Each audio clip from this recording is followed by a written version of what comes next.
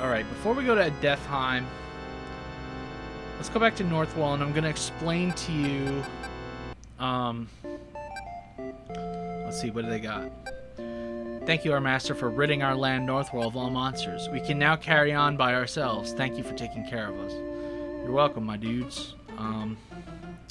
So let's explain the maximum population. So here's my status. I'm level 16. So close to leveling up. Under 40 more people. But I don't think we can do it. Here are my points. Let's go to the status here. Northwall is slow. I wonder why. I don't know. I actually have no idea why it's slow. But it is under construction. I guess they're getting close to the end. We'll see if this pushes me over the top. Alright. I don't think so. Oh, we're 4 people away. We're 4 people away from getting max level. You know, I tried, but we built one too many bridges in this playthrough. Oh, they're constructing more shit. Where are you going? Whoa, he built a factory. Alright, they're gonna say something. A scroll was found at the bottom of the cold lake. We present it to you as an offering. Please accept it. Alright, so they found another magic chart. Oh, they found magical light. This is another magic spell. I think it just makes towers of or pillars of light come out from you and like clear the screen. Once again, another magic that's good for random enemies, but not good for bosses. So you're gonna have to stick with the Stardust if you really want to do damage in this, especially now. I got that right before the final boss rush, where it will be absolutely 100% useless in every context, which is just fucking hilarious to me. Basically, I was gonna just explain the maximum population that you can get in each town. Now, this screen here claims that all of our towns are level 3 and already at the max population. However, if you've been paying attention, I've been saying that we've been building too many bridges in a few places. And I'm going to go over what the maximum population for every town actually is when it comes to the game. Now, if you build your town in a certain way, some bridges won't be constructed in Fillmore and Bloodpool. And that's good, but and because those are the two that you're going to be having the most trouble with when it comes to getting maximum population.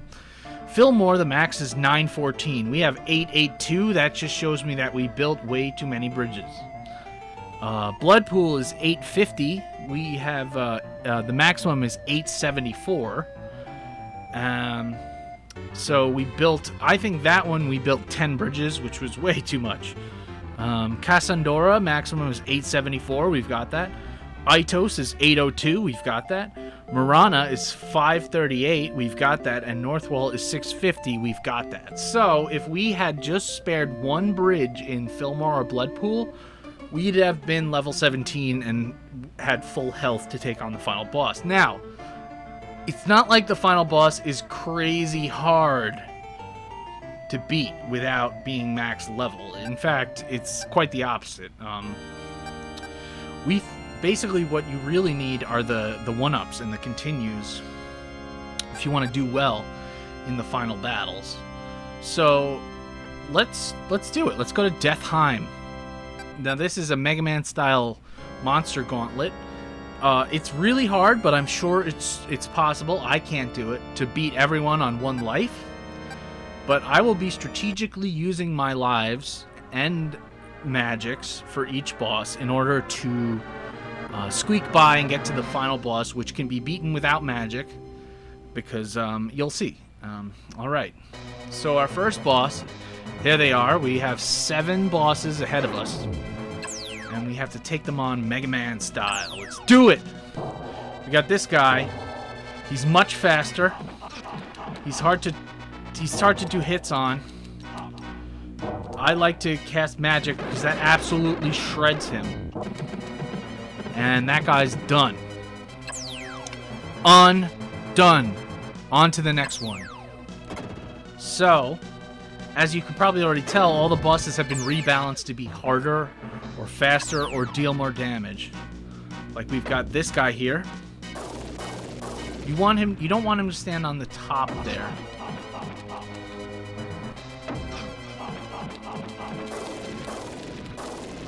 You just want to mash the fuck out of him.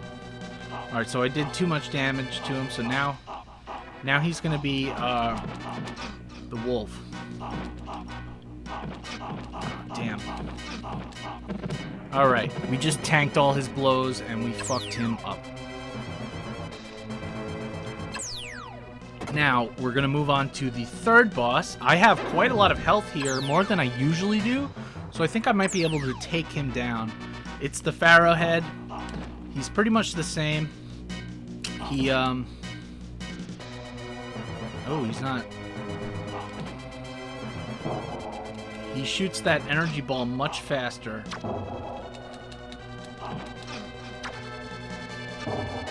Ooh.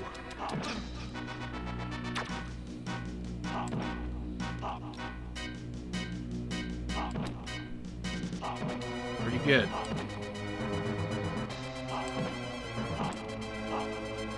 Definitely not a speedrun strat here. Sometimes you want to use magic on him because he's so big, but I think I can save the magic for the ice dragon because he's kind of a piece of shit when it comes to fighting him.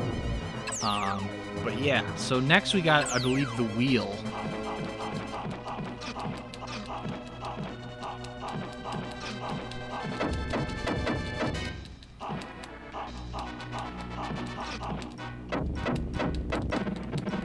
Wow, oh wow. Usually I use magic on that guy too. But I think I got his pattern down. Definitely not. I might actually be able to beat the next boss without taking any hits. Just by doing that. This guy is pretty much the same.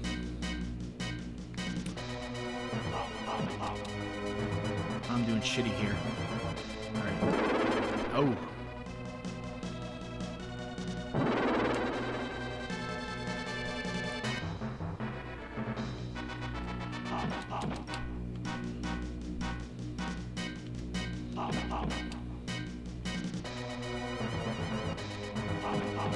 Oh yeah, concentrating hard on this fucking... Alright. The magic. It's hard to get the timing down for that. I think I might take an intentional death here. Fuck. Not because it's hard or anything, but just to refill my health.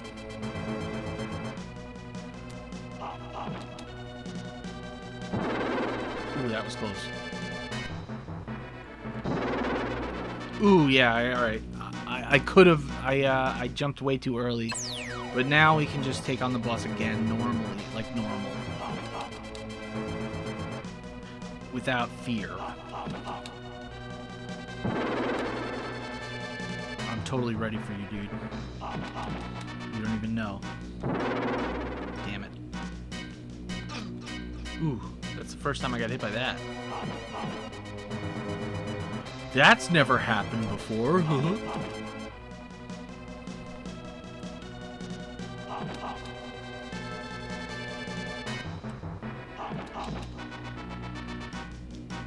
This is probably, I mean, it's easy, but it's also probably the most you have to pay attention to the game, is this boss, because he's got several things. Well, I guess the final boss, too. Like, you want him, he's got two things that can drop off the ceiling and fuck you. He's got two magics. I mean, he's got one magic, but, and he can just decide whether or not to use either one.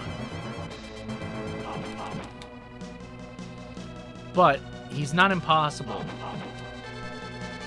I can easily kill him now if he doesn't spam magic up. Ooh. missed. This is it. All right. So we're doing pretty good, right? You think so? Now we're doing the Ice Dragon boss again. And I have 6 magic charges. Now you won't need the magic on the final boss, so you can pretty much just spam that shit on him. Where is he? Oh, here he is. I'm just letting him hit me. It's not good. Come on, tear him apart. That was a bad idea to use that magic on that side. But it's okay. We've got a lot to play with here. I didn't even need all the magic for that. That's pretty good. All right, here's Tanzra.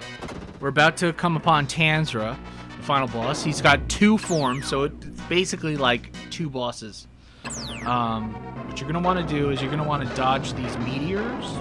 I stand to the left, and anything that comes, and then yeah, you duck and attack. You have the magic. Sword beam, which does tons of damage, and it has good range. Oh, sometimes you just can't avoid the meteors. So I fucked him up. All right, now he's gonna start his second phase. Now this is the one that usually trips me up. You can only attack his blue fucking floating thing. You don't want to stand too close. Ooh, he's got lots. He's got lots of abilities.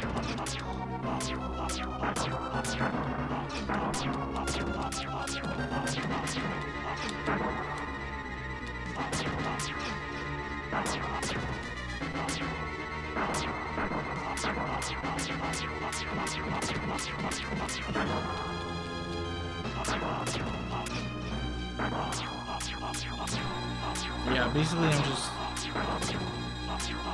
I can't really win.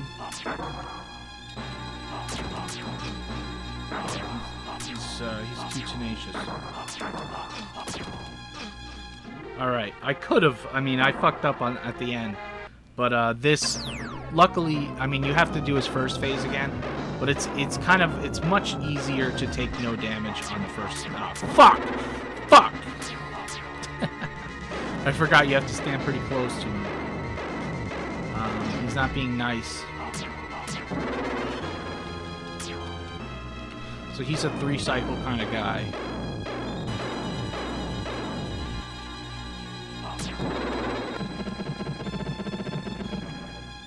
Alright, here we go.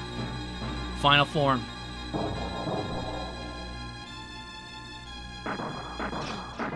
Fuck.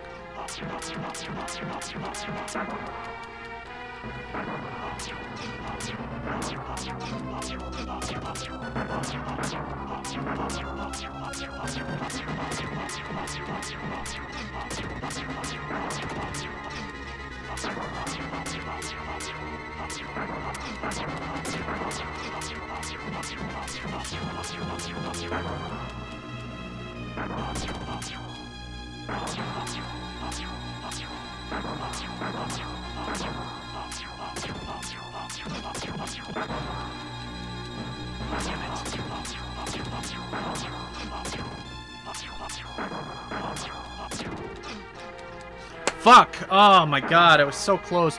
I whiffed one attack. Oh, that's shit. That's fucking bullshit. If I had taken no damage on the first form, I would have been good.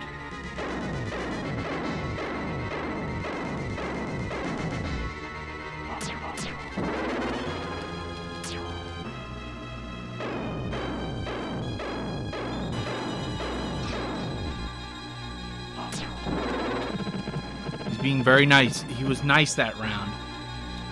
Alright, here we go. Final. This is it. This is it.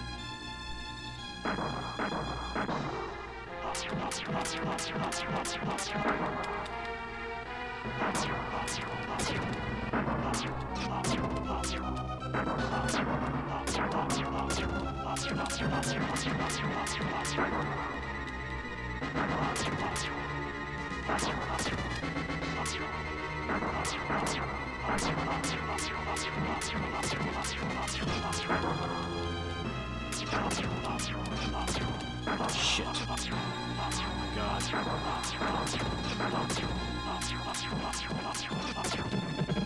Alright, yeah, fuck yeah! Oh, I fucked him up! Oh my god. Yeah, oh shit. He's not a hard final boss by any means. It's really just getting the pattern down of his two forms. Like you saw, the first form is much easier. You just have to avoid the stars, the falling stars, and then crouch in like a specific distance away, so that you can pretty much do that no damage. I mean, unless you get unlucky with the falling stars. But the second form has so much going on. Sir Stone, you have been a tireless master. With this, our current duties are complete. We have labored long and hard to help our people become free. I do feel a bit of regret that they will no longer need our help. Let's take one last look at each of the thriving towns we helped develop. So basically, this is 100% the victory lap of the game. So here we go, Fillmore. This is Fillmore. Look how the people cleared and cultivated the land and constructed a prospering town. Oh yes, one of the men of Fillmore had the ability to predict the future. Nice. His ability helped save Fillmore. He finally gave his life for his town. I'm sure he expected that final fate. From birth, all people are guided by a force called destiny. Because people are unaware of their destiny, they may not understand all that life has to offer. The man who quietly accepts his destiny is also the one who becomes a great leader and person.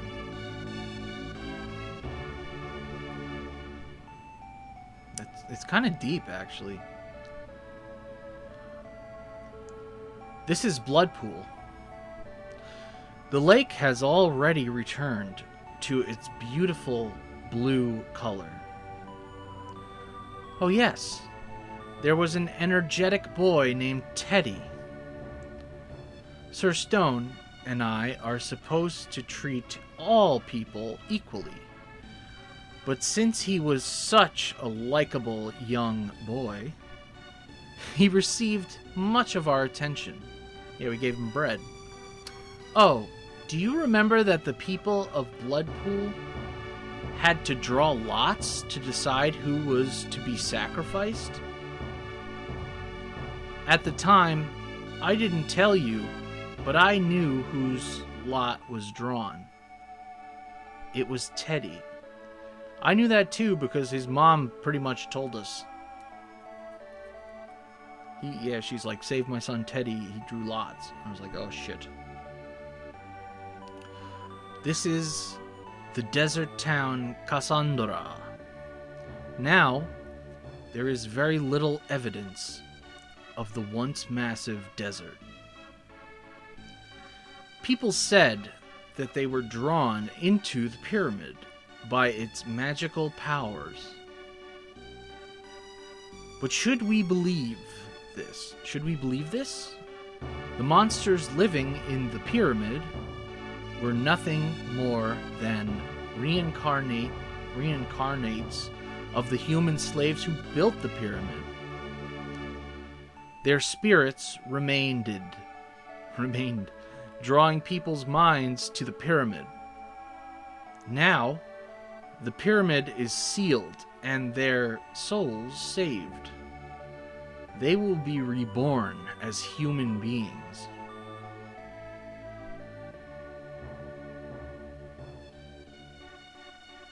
Wait, I didn't go to Eidos after Cassandra. This is the volcanic town, Eidos. I was so impressed by these people who tried to build homes in spite of the continuous lava flow. Their leader passed from this life right before your very eyes. I am certain he dedicated his whole life to informing people of your existence. I hoped Eidos would become a beautiful town representative of his great spirit. I think it did. Eidos was pretty pretty ballin'. Alright, now we're going down to Marana.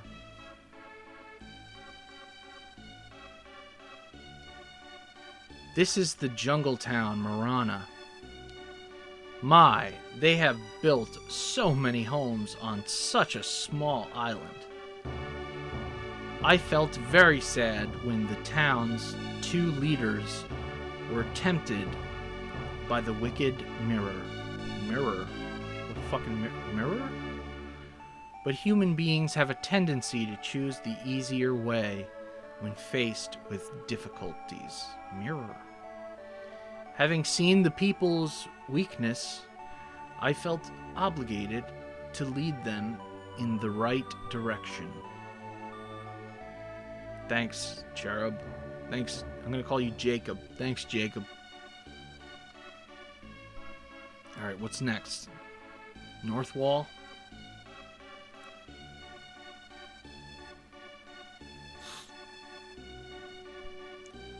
This is the last of our lands, North Wall. I felt a little guilty about letting people live in such a cold climate. But they successfully overcame many problems. Their 2 leaders were telling us that when they found the 2 initials on the mighty tree, they felt a certain affection toward what or who had left the initials.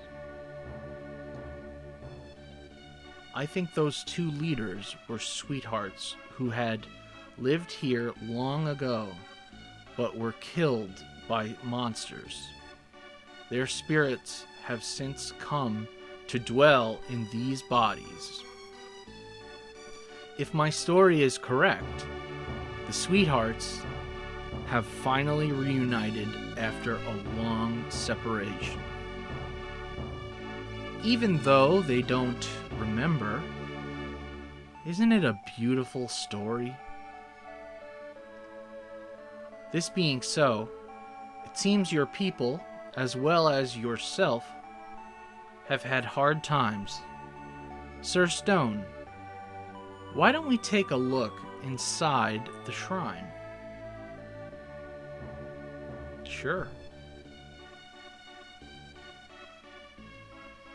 There's no one here. In former times, people would call for you and would ask for your help. As cultures and lands become more advanced, do people tend to forget those who helped them? But then, people may be most happy when not in need of help from their master, or when they have forgotten him. Should we yearn for a time when people will no longer need to ask for our help? That's a deep question. What are you trying to say, that as people's lives increase, their need for religion decreases? That's crazy. In a Super Nintendo, especially a Super Nintendo game where we're playing as God, to say that the people no longer need their God is just fucking awesome. Such a cool game. It's got lore. It's got the 20th Century Fox fucking song right here. The music is sick. The graphics are sick. The gameplay is sick. The game is sick. I love this fucking game. So happy I played it. I've heard so much about it. The sim elements and the platforming elements blended together in a way that I didn't think would work. I don't think anybody thought it would work, but it does. 100% does work. This game came out with a sequel called ActRaiser 2, of course. Was pure platforming, no sim elements. Very similar. You can even fight the final boss of this game in that game just to see if you're good enough to do it. I think this game has a ton of potential. This series, this game, whatever you want to call it, had a ton of potential. But I don't think, and you can disagree with me, but I don't think it reached the maximum potential that it could have, because the game is quite short. There's a lot of moments where you're trading items between towns, but once you're done with one town, you don't really go back for extra content, really. It just seems like a really cool concept for a much larger game. And I'm not saying this game could have been larger. I'm saying this is a perfect starting point. And they just kind of fumbled the ball when they followed it up. Now, I didn't play the sequel, but I know that, as far as I know, it's just another platforming game. So they really could have take this concept and ran with it and had quite probably a really cool series with it. It's a shame, but I think, if people really want more of this, which I think they should, people should look into fan projects, maybe ROM hacking. I'm sure you can find some resources and do that. I'd be totally down to play that or anything similar. That's going to do it for me, guys. Thanks. Thank you so much. If you watched all the way, I really appreciate it. I know that I can be a little boring when doing live commentary over gameplay. But if you like the video, please click the like button. That helps. People become more aware. Subscribe if you want to see more, because I will be doing more gameplay like this, and we'll be doing many of our Retrospectors live collaboration multiplayer games as we do. And our channel, it's a little humble. It's a small little channel, but we're having fun. Comment on this video. Tell me how cool you think I am. Tell me how handsome you think I am. Tell me how nice you think I am. Tell me how many people want to have my children. Or you could tell me how much you hate me and how much you think I'm a piece of shit. How bad I am at ActRaiser. How bad I am at games. How fat I am. That's it. I'm really bad at this ending thing. So that's it for me, guys. Until next time, peace.